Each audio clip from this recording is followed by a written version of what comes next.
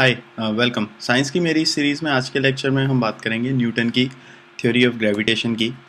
अब तक हमने जो बात करी है पुराने लेक्चर्स में वो इस बारे में थी कि कैसे कोपरनिकस ने हमको ये मॉडल दिया कि धरती जो है सूरज का चक्कर लगाती है, और कैसे केपलर ने 3 लॉज दिए जो कि हमें ये बताते थे कि कैसे प्लैनेट्स सूरज का चक्कर लगाते हैं। केपलर के जो लॉज थे उनमें पहला लॉ ये था कि जो प्लैनेट्स हैं वो सूरज का चक्कर जब लगाते हैं तो ऑर्बिट जो है वो एलिप्टिकल होता है और सूरज जो है सेंटर में ना होके फोकस पे होता है। केपलर का दूसरा लॉ ये था कि जैसे प्लैनेट्स चक्कर लगाते हैं, जब वो सूरज के पास होते हैं तब वो स्पीड अप करते हैं और जब वो दूर होते हैं तो स्लो डाउन करते हैं, लेकिन जो है इक्वल टाइम में वो इक्वल एरिया का स्वीप करते हैं।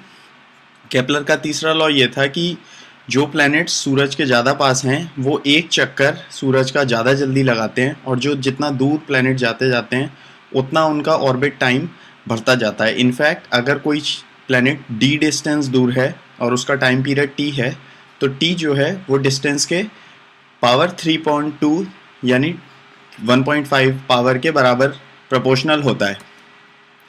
केपलर के लॉज जो थे वो इम्पेरिकल थे। इम्पेरिकल इन द सेंस कि वो उसने ये नहीं एक्सप्लेन किया था कि प्लैनेट्स क्यों वो लॉ फॉलो कर रहे हैं। उसने बस आसमान में जो ऑब्जर्वेशन थी, टाइको ब्राहे का जो डेटा था, वो डेटा देखकर उसने बस ये बता दिया था कि डेटा जो है वो इन जो ऑब्जर्वेशंस हैं उनको ये थ्योरी मैच कर रही है, लेकिन उसने ये नहीं बताया था कि क्यों वो प्लैनेट्स वो लॉ फॉलो कर रहे हैं, क्यों प्लैनेट्स जो हैं इक्वल टाइम में इक्वल एरिया स्वीप कर रहे हैं, या फिर क्यों जो और जो है ऑर्बिटल पीरियड है वो पावर 3/2 के प्रोपोर्शनल क्यों है। न्यूटन ने जो है इसको बहुत आगे ले गया वो इस काम को, और उसने बुक पब्लिश करी प्रिंसिपिया मैथमेटिका, और उसमें उसने इतनी ब्यूटीफुल थ्योरी दी कि मतलब it all made sense. In fact Newton की थ्योरी से ये भी हम प्रूव कर सकते हैं कि कैसे केपलर के लॉज जो हैं वो ऐसा प्लैनेट्स क्यों फॉलो कर रहे हैं। तो आज हम उसी की बात करेंगे। और न्यूटन का जो काम था वो बहुत सिग्निफिकेंट था, क्योंकि उसने जो प्लैनेट्स के वर्क चलने की जो मशीनरी है वो मशीनरी हमें डिस्क्राइब करी।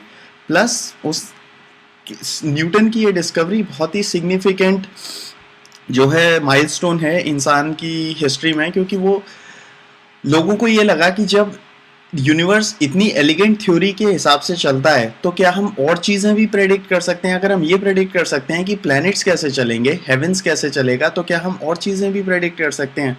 बेसिकली उस समय इंसान ने सुपरस्टिशन को हाथ से जाने दिया और साइंस को अडॉप्ट किया कि यूनिवर्स जो है वो डिटर्मिनिस्टिक तरीक़ों से वर्क करता है, और हम उन लॉज को सीख सकते हैं और उनसे हम अपने जीवन को सुधार सकते हैं। आज के लेक्चर में हम बात करेंगे उन सर्कमस्टांसेस की, उन परिस्थितियों की जिनसे कि जो कि न्यूटन ने जब ग्रेविटी डिस्कवर की तब रही होंगी। हम गैलीलियो और न्यूटन से मिलेंगे, और इसी के साथ हम ये भी बात करेंगे उन बेसिक इनसाइट्स की जो कि न्यूटन ने जब थ्योरी लिखी होगी तो क्या उसे आइडिया आए होंगे जिसकी वजह से उसने ये थ्योरी ली होगी। मतलब कोई भी सो के नहीं उठता यार और बोलता है कि अरे मुझे लगता है ग्रेविटी होती है और ग्रेविटी Gm1m2/r² होती है। कोई पीछे कारण होता है, और आज हम उन्हीं कारणों की बात करेंगे। केपलर के लॉज जो हैं उनको अगर आप मान लो 2 मिनट के लिए कि प्लैनेट जो हैं उन लॉज को फॉलो कर रहे हैं, लेकिन उसके बाद भी कुछ क्वेश्चन उठते हैं। पहला क्वेश्चन तो ये उठता है कि प्लैनेट्स चल क्यों रहे हैं, वो रुक क्यों नहीं जाते, मतलब क्या चीज़ है जो कि उन्हें चला रही है। दूसरा क्वेश्चन ये उठता है कि प्लैनेट्स ये लॉ आखिर क्यों फॉलो कर रहे हैं। इन क्वेश्चंस के आंसर देने में एक थोड़ा सा कंट्रीब्यूशन गैलीलियो का भी है। गैलीलियो जो है, गैलीलियो के टाइम में मोशन, किसी भी चीज़ के चलने का जो व्यू पॉइंट था वो ये था कि चीज़ चलती नहीं रहती, उसका नेचुरल स्टेट होता है रुक जाना। ठीक है, मतलब उस गैलीलियो एरिस्टोटल का ये मानना था कि अगर किसी चीज़ को जो चल रही होगी वो इवेंचुअली रुक जाएगी स्लो डाउन होकर, अनलेस कि उस पर कोई कंटिन्यूसली फोर्स लगाता रहे। लेकिन गैलीलियो ने ये रिकॉग्नाइज किया कि कोपरनिकस के हीलियोसेंट्रिक मॉडल में जिसमें धरती चक्कर लगा रही है ये बहुत बड़ी प्रॉब्लम है, क्योंकि धरती तो इटर्निटी से, हमेशा से ही चक्कर लगा रही है, धरती क्यों नहीं रुक जाती फिर, है ना। तो एक थ्योरी जो उस टाइम थी वो ये थी कि प्लैनेट्स का चक्कर लगाने के लिए जो फोर्स है वो जो है एंजल्स लगा रहे हैं, कुछ जो है आसमान में देवता हैं जो कि उड़ रहे हैं और वो प्लैनेट्स को कैरी कर रहे हैं। लेकिन इस थ्योरी में प्रॉब्लम ये थी कि आप उन एंजल्स को देख नहीं सकते थे। गैलीलियो ने एक बहुत ही डिफरेंट आइडिया दिया, और गैलीलियो का आइडिया ये था कि चीज़ बाय डिफ़ॉल्ट रुकती नहीं है, स्लो डाउन नहीं होती। कोई चीज़ अगर चल रही है तो वो, और लेवल सरफेस पे रखी है तो वो चलती ही रहेगी।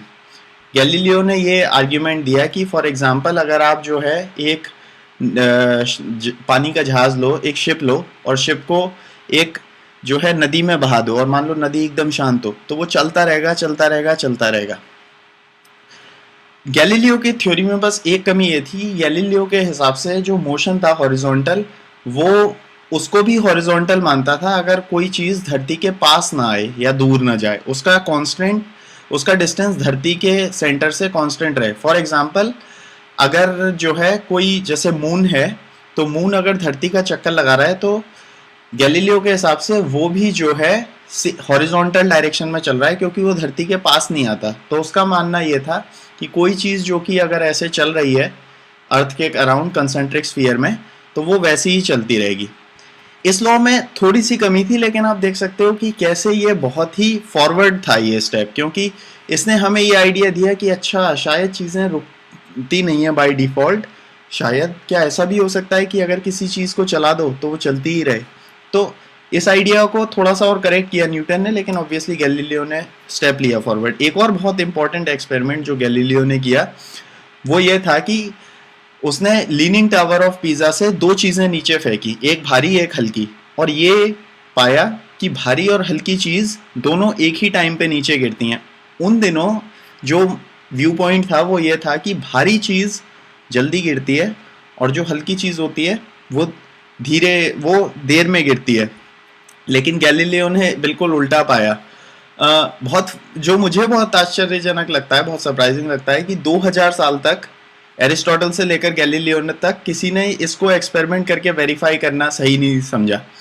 एनीवेज, एरिस्टोटल का जो बिलीफ है वो मैं मान सकता हूँ कि कैसे उसने ऐसा सोचा होगा। उसने ऐसे सोचा होगा कि अगर मैं एक पंख, एक फेदर गिरा दूं और एक लोहे की चीज़ गिराऊं तो लोहा पहले गिर जाएगा, फूल पत्ती या वो पंख धीरे धीरे गिरेगा।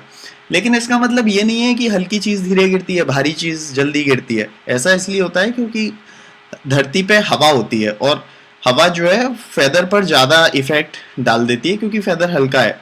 इनफैक्ट यही एक्सपेरिमेंट अपोलो 15 के एस्ट्रोनॉट डेविड स्कॉट ने चंद्रमा पे किया था, और उसने पाया था कि एक पंख और एक जो है हैवी मेटल सेम टाइम में धरती पे, चंद्रमा की धरती पे गिरता है। और आप चाहें तो ये वीडियो हम साथ देख सकते हैं।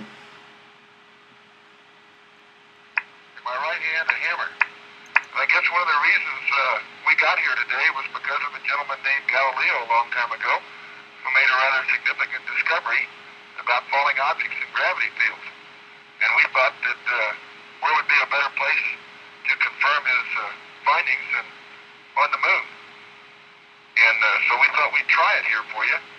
The feather happens to be appropriately a falcon feather for our falcon. And I'll drop the two of them here and hopefully they'll hit the ground at the same time. और देखो कैसे जो है, Mr. Galileo was correct in his finding. और कैसे जो है feather और जो मेटल है वो सेम टाइम पे गिरता है चंद्रमा पे। तो ये गैलीलियो ने एस्टेब्लिश किया। इसके बाद आया Isaac Newton. Isaac Newton born हुआ था 1642 में, सेम साल जिस साल गैलीलियो की डेथ हुई थी, और वो क्रिसमस डे 25 दिसंबर को बॉर्न हुआ था, और बहुत ही वीक चाइल्ड बॉर्न हुआ था। उसकी माँ ने जब वो पैदा हुआ था बाद में बोला था कि वो इतना छोटा था कि वो 1 लीटर के मग में आ जाता। और न्यूटन इतना जीनियस था कि उसके जीनियस का मैं कहूँगा कि आइंस्टाइन के टाइम तक फिर कोई और जीनियस नहीं आया। उसके इक्विवेलेंट जीनियस फिर आइंस्टाइन आया 200 साल बाद। उसने, आइजैक न्यूटन ने मैथमेटिक्स और फिजिक्स की हर ब्रांच को एक्सटेंड किया। मैथमेटिक्स में उसने एक थ्योरी फ्लक्सियंस की डेवलप की जो कि बाद में कैलकुलस बन गई। फिजिक्स में उसने ये डेमोन्स्ट्रेट किया कि जो नॉर्मल वाइट लाइट होती है जो सूरज से आती है वो जो है मल्टीपल कलर्स की बनी होती है। सोचो ये कितनी बड़ी बात है कि तुम ये बताओ कि आसमान में जो इंद्रधनुष दिखता है वो हम धरती पे भी बना सकते हैं प्रिज्म यूज़ करके। लेकिन उसका जो न्यूटन का सबसे बड़ा कंट्रीब्यूशन जो मैं मानूंगा वो है लॉज ऑफ मोशन और ग्रेविटेशनल की थ्योरी। न्यूटन के जो लॉज ऑफ मोशन थे उसमें पहला ये था, और उसका पहला लॉ गैलीलियो के जो है लॉ से थोड़ा सा करेक्शन है। उसका पहला लॉ ये था कि अगर किसी चीज़ जो कि चलती हो या रुकी हो उस पर कोई एक्सटर्नल फोर्स ना लगे तो वो जिस स्टेट में होगी उस स्टेट में रहेगी। अगर वो रुकी होगी तो रुकी रहेगी, और अगर वो चल रही है किसी डायरेक्शन में तो उसी डायरेक्शन में सीधे चलती रहेगी सेम स्पीड से। दूसरा लॉ ये था कि अगर किसी चीज़ पर एक्सटर्नल फोर्स लगेगा तो वो चीज़ एक्सेलरेट करेगी, उसकी स्पीड बढ़ती जाएगी और उसकी स्पीड उसी डायरेक्शन में बढ़ेगी, उसका एक्सेलरेशन उसी डायरेक्शन में होगा जिस डायरेक्शन में फोर्स लगाया जा रहा है। जो एक्सेलरेशन होगा वो फोर्स के डायरेक्टली प्रोपोर्शनल होगा और मास के इन्वर्सली प्रोपोर्शनल होगा। जितना बड़ा मास होगा उतना कम एक्सेलरेशन। तो थ्योरी ऑफ ग्रेविटेशन की बात करते हैं। इस सेक्शन में हम बात करेंगे उन बेसिक आइडियाज़ की जो कि न्यूटन को आए होंगे, जिससे कि उसने लॉ ऑफ ग्रेविटेशन डिस्कवर किया होगा। सबसे पहली बात तो उसने ये रियलाइज़ किया कि फोर्स होगा ही, कोई ना कोई फोर्स तो एग्जिस्ट कर रहा है, क्योंकि पहली बात तो केपलर का दूसरा लॉ ये बता रहा है कि प्लैनेट्स जब सूरज के पास होते हैं तो स्पीड अप करते हैं और जब दूर जाते हैं तो स्लो डाउन हो जाते हैं। इसका मतलब जो प्लैनेट्स हैं वो किसी ना किसी तरह सूरज की प्रेजेंस फील कर रहे हैं कि सूरज है। कैसे? तो इसका मतलब कोई ना कोई फोर्स तो सन उन प्लैनेट्स पर लगा रहा है। दूसरा, लॉज के मोशन के लॉज के हिसाब से अगर किसी प्लैनेट पर कोई फोर्स ना लगे तो वो सीधा जाता रहेगा, वो चक्कर नहीं लगाएगा सूरज का। अगर वो चक्कर लगा रहा है इसका मतलब वो मुड़ रहा है, और अगर वो मुड़ रहा है उसकी वेलोसिटी चेंज हो रही है, इसका मतलब उस पर कोई फोर्स लग रहा है। तो इसका मतलब कोई फोर्स तो है। अब उस फोर्स का नेचर क्या है ये हम आंसर करने की कोशिश करते हैं। तो उसके लिए न्यूटन ने केपलर लॉज की सहायता ली। केपलर का दूसरा लॉ ये था कि प्लैनेट्स इक्वल टाइम में इक्वल एरिया स्वीप करते हैं। न्यूटन इतना जीनियस था कि उसने ये आर्ग्यू किया और ये प्रूव भी किया कि अगर जो फोर्स हो वो हर वक्त रेडियल दिशा में लगता रहे, यानी कि कोई चीज़ जो चल रही है उसके परपेंडिकुलर दिशा में लगता रहे, तो यानी कि दो ऑब्जेक्ट्स अगर हैं तो उनके ज्वाइन करने वाली लाइन पर अगर लगता रहे, तो ये वो प्रूव कर दिया उसने कि इक्वल टाइम में इक्वल एरिया जो है वो कवर होगा। मैंने लिंक भी दिया है जहाँ पर आप वो प्रूफ पढ़ सकते हो। और बेसिक इलस्ट्रेशन यहाँ पर है कि अगर कोई चीज़ ए से बी जाती है तो जो एरिया कवर होता है A1, और अगर उस पर फोर्स इस डायरेक्शन में लगता है तो हम ये प्रूव कर सकते हैं कि जो एरिया A1 है और जो इवेंचुअली वो जहाँ जाती है A3, A1 A3 के बराबर होता है। ये हम प्रूव कर सकते हैं। तो दूसरा चीज़ जो न्यूटन ने सोची कि जो ये फोर्स है वो डिस्टेंस के साथ वीक होता जाएगा, क्योंकि ऐसा तुम इससे भी सोच सकते हो कि जो प्लैनेट्स हैं वो इस फोर्स की वजह से घूम रहे हैं, तो जैसे जैसे हम दूर जाते जाते हैं उनको चक्कर लगाने का टाइम कम होता जाता है। इसका ऐसा इसलिए होता है क्योंकि उन पर जो फोर्स लग रहा है वो वीक होता जा रहा है। और इनफैक्ट इस फैक्ट से कि जो टाइम पीरियड है वो पावर 3/2 के प्रोपोर्शनल है, उसने ये भी प्रूव कर लिया मैथमेटिकली कि जो फोर्स होगा वो एग्जैक्टली 1/r² से घटेगा। मतलब अगर कोई चीज़ दुगना डिस्टेंस पर होगी तो उस पर जो फोर्स है वो 4 गुना कम हो जाएगा। कोई चीज़ अगर 10 गुना दूर होगी तो उस पर जो ग्रेविटेशनल फोर्स है वो 100 गुना कम हो जाएगा। इसका भी प्रूफ मैंने लिंक दिया है, आप यहाँ पर पढ़ सकते हो। तीसरी चीज़ जो उसने रियलाइज़ की वो ये कि जो फोर्स लगेगा वो मास के प्रोपोर्शनल होगा। ऐसा इसलिए कि सपोज़ कोई चीज़ है, मान लो सेब है, ठीक है, और कोई बहुत भारी चीज़ है, कोई बहुत भारी चीज़ और कोई बहुत हल्की चीज़ सेम टाइम में गिरती हैं अगर आप टावर ऑफ पीसा से फेंको। ये गैलीलियो ने एक्सपेरिमेंट किया है। इसका मतलब अगर उनका एक्सेलरेशन सेम है ग्रेविटी के फोर्स की वजह से, तो फोर्स मास इनटू एक्सेलरेशन के बराबर होता है। एक्सेलरेशन सेम है तो फोर्स को मास के प्रोपोर्शनल होना पड़ेगा। बहुत ही क्लियर ये उसने सोचा। दूसरी बात जो उसने सोची, और ये बहुत ही ब्यूटीफुल है, कि धरती जो है वो चंद्रमा पर फोर्स लगाती है। चंद्रमा धरती का चक्कर लगाता है। सूरज जो है धरती पर फोर्स लगाता है। धरती जो है सूरज का चक्कर लगाती है। तो अगर धरती चंद्रमा पर फोर्स लगा सकती है, हम रह रहे हैं, हम पर फोर्स लगा सकती है, तो वो सूरज को क्यों छोड़ देगी, है ना? इसका मतलब धरती सूरज पर भी फोर्स लगाएगी। ये आइडिया आते ही न्यूटन ने रियलाइज़ किया कि अच्छा, हर कोई हर किसी पर फोर्स लगा रहा है। बस ऐसा है कि सूरज इतना भारी है कि धरती उस पर जो फोर्स लगा रही है उससे सूरज नहीं हिल रहा, सूरज वहीं है और धरती उसका चक्कर लगा रही है। और इनफैक्ट अगर ये मैं रियलाइज़ करूं कि तो ब्यूटीफुल बात यह है कि अगर मैं हवाई जहाज से कूदता हूं तो अगर धरती मुझे अट्रैक्ट कर रही है ग्रेविटी से नीचे, तो सेम फोर्स, ये न्यूटन ने आर्ग्यू किया था, उतना ही फोर्स मैं धरती पर लगा रहा हूँ कि मैं धरती बोल रही है मैं तुम मेरे पास आ जाओ, और मैं बोल रहा हूँ कि धरती तुम मेरे पास आ जाओ। क्लियरली धरती बहुत भारी है, मैं बहुत हल्का हूँ, मेरा एक्सेलरेशन बहुत तेज होता है। हमने ये थोड़ी देर पहले प्रूव किया कि ग्रेविटेशनल फोर्स जो किसी चीज़ पर लगता है वो उसके मास के प्रोपोर्शनल होता है। सूरज का फोर्स धरती पर धरती के मास के प्रोपोर्शनल होगा। सिमिलरली धरती का फोर्स सूरज पर सूरज के मास के प्रोपोर्शनल होगा। ये रियलाइज़ करते ही न्यूटन ने ये रियलाइज़ किया होगा कि जो फोर्स है जो दोनों के बीच लग रहा है वो दोनों के मास के प्रोपोर्शनल है। बस अब मतलब अब सोच रहे हो, ये अगर हम इन सब बातों को कंबाइन करें तो हमें क्या मिलता है। पहला लॉ हमें ये मिलता है कि दो चीज़ें अगर हैं तो वो एक दूसरे पर ग्रेविटेशनल फोर्स लगा रही हैं। हर किसी और पर ग्रेविटेशनल फोर्स लगा रहा है। ये फोर्स दोनों को ज्वाइन करने वाली लाइन से में लगता है। इसका प्रूफ सेकंड केपलर के सेकंड लॉ से पा सकते हैं। तीसरी बात कि जो फोर्स है वो इसके मास के प्रोपोर्शनल है, इसके मास के प्रोपोर्शनल है, और इनके बीच जो डिस्टेंस है r उसके 1/r² के प्रोपोर्शनल है। जो फोर्स है वो G(m1 m2)/r² है। दैट्स इट, ये ग्रेविटेशनल लॉ है।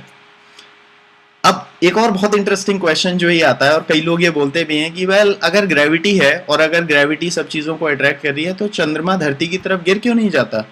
अगर धरती चंद्रमा को अट्रैक्ट करती है और ग्रेविटी सही में है, सही बात यह है कि चंद्रमा गिरता है, लेकिन बस ये है कि वो कभी पास नहीं आ पाता। अब आप ये सोचोगे कि भाई ऐसा कैसे हो सकता है कि कोई चीज़ गिरे और धरती के पास नहीं आ पाए। ऐसा हो सकता है ऐसे, सपोज आप एक पत्थर लो, उसे गिराओ, वो धरती की तरफ सीधे नीचे गिरेगा, 1 सेकंड में 10 मीटर नीचे गिरेगा। अगर आप उसे हॉरिजॉन्टली फेंकोगे तो क्या होगा, वो गिरेगा, वो हॉरिजॉन्टल जाएगा, लेकिन वो भी 1 सेकंड में 10 मीटर ही नीचे गिरेगा। अब अगर आप इसकी स्पीड बढ़ाते जाओ और बहुत तेज फेंको तो क्या होगा, तो भी यही होगा कि वो बहुत दूर डिस्टेंस ट्रैवल करेगा, लेकिन गिरेगा तो वो 1 सेकंड में 10 मीटर ही। लेकिन धरती जो है वो फ्लैट नहीं है, धरती का साइज फाइनाइट है। अगर हम उसे बहुत तेज फेंकें तो इवेंचुअली ऐसा होगा कि 1 सेकंड में जितनी देर में वो पत्थर 10 मीटर नीचे गिर पाया उतने में धरती 10 मीटर कर्व हो गई। ऐसा अगर होगा तो जो पत्थर है वो हमेशा जितनी देर में गिर पाएगा उतने में धरती टिल्ट हो जाएगी और वो कभी जो है धरती पर पहुंच ही नहीं पाएगा। वो हमेशा गिरता रहेगा, फिर भी कभी धरती को पहुंच नहीं पाएगा। आप चाहो तो इसे हम ट्राई आउट कर सकते हैं इस पर कि हम अगर कोई पत्थर कैनन से 2000 मीटर पर फेंकें तो वो जो है धरती पर गिर जाता है। अब जो है एक और पत्थर हम फेंकते हैं 4000 मीटर पर सेकंड से, तो ये आप देख रहे हो कि थोड़ा दूर जाएगा, लेकिन फिर भी ये थोड़ा दूर जाकर धरती पे गिर जाएगा। लेकिन अगर मैं इसी पत्थर को 4600 मीटर पर सेकंड से फेंकूं तो देखो क्या ब्यूटीफुल होता है। वो गिर रहा है, गिर रहा है, गिर रहा है, गिर रहा है, गिर रहा है, गिर रहा है, लेकिन धरती कर्व हो जा रही है। पत्थर गिर रहा है, कंटिन्यूअसली गिर रहा है, धरती के पास आना चाहता है लेकिन कभी नहीं पास आ पा रहा क्योंकि धरती ही कर्व हो जा रही है। That's how the moon is. Moon जो है वो कंटिन्यूअसली धरती की तरफ गिरता है लेकिन कभी पास नहीं आ पाता। सिमिलरली जो इंटरनेशनल स्पेस स्टेशन में लोग हैं वो धरती की तरफ कंटिन्यूअसली गिर रहे हैं लेकिन कभी पास नहीं आ पाते। कंक्लूड करते हुए, थ्योरी ऑफ ग्रेविटेशन ने कई आंसर्स कर दिए, मतलब कई क्वेश्चन आंसर कर दिए। It all made sense. Aristotle का एक ऑब्जेक्शन था कि धरती अगर घूमती है तो हम क्यों नहीं छिटक जाते, हम क्यों नहीं उड़ जाते धरती पे से। वेल आंसर यह है कि धरती की ग्रेविटी आपको चिपका कर रखती है अपने से। दूसरा क्वेश्चन जो मेन आंसर किया वो कि केपलर के जो लॉज ऑफ मोशन थे वो एम्पेरिकल थे। न्यूटन ने उनके पीछे की मशीनरी दी। इनफैक्ट आप न्यूटन की थ्योरी ऑफ ग्रेविटेशन यूज़ करके इन लॉज को मैथमेटिकली प्रूव कर सकते हो। प्लस न्यूटन के लॉज ने एक पत्थर को हवा में फेंकने से और चंद्रमा के आसमान में चलने से इन दोनों मोशन को रिलेट कर दिया, जो कि कितनी अमेजिंग बात है। चौथा, न्यूटन की ग्रेविटी वाली थ्योरी को यूज़ करते हुए नेपच्यून डिस्कवर हुआ। वो ऐसे हुआ कि जब हम यूरेनस को देख रहे थे तो हम देख रहे थे कि उसका जो प्रेडिक्टेड पाथ है वो सही नहीं मिल पा रहा था। इसका मतलब उसके आसपास कोई और चीज़ थी जो कि उस पर अपनी ग्रेविटी लगा रही थी। तो इंसान ने प्रेडिक्ट किया कि शायद वहाँ पर एक प्लेनेट होगा, और वहाँ पर देखा तो उन्होंने पाया कि वहाँ नेपच्यून था सही में। ऐसे नेपच्यून डिस्कवर हुआ। तो फाइनली मैं बस ये कहना चाहता हूँ कि हम जब से पैदा हुए हैं हमने हमेशा ग्रेविटी फील की है। चीज़ हम छोड़ते हैं हवा में, वो नीचे गिर जाती है, तो हमें ग्रेविटी बहुत नेचुरल लगती है। लेकिन अगर कोई ऐसे सोचो, थॉट एक्सपेरिमेंट करो कि कोई इंटरनेशनल स्पेस स्टेशन में पैदा हो और अगर वो अपनी सारा जीवन वहाँ बिताए और धरती पे आए, तो उसे बहुत ऑकवर्ड लगेगा। उसे लगेगा कि धरती क्या मैग्नेट की तरह उसे जकड़ के रख रही है। ग्रेविटी बहुत ही रियल चीज़ है जो कि हमें न्यूटन ने दी। Thank you.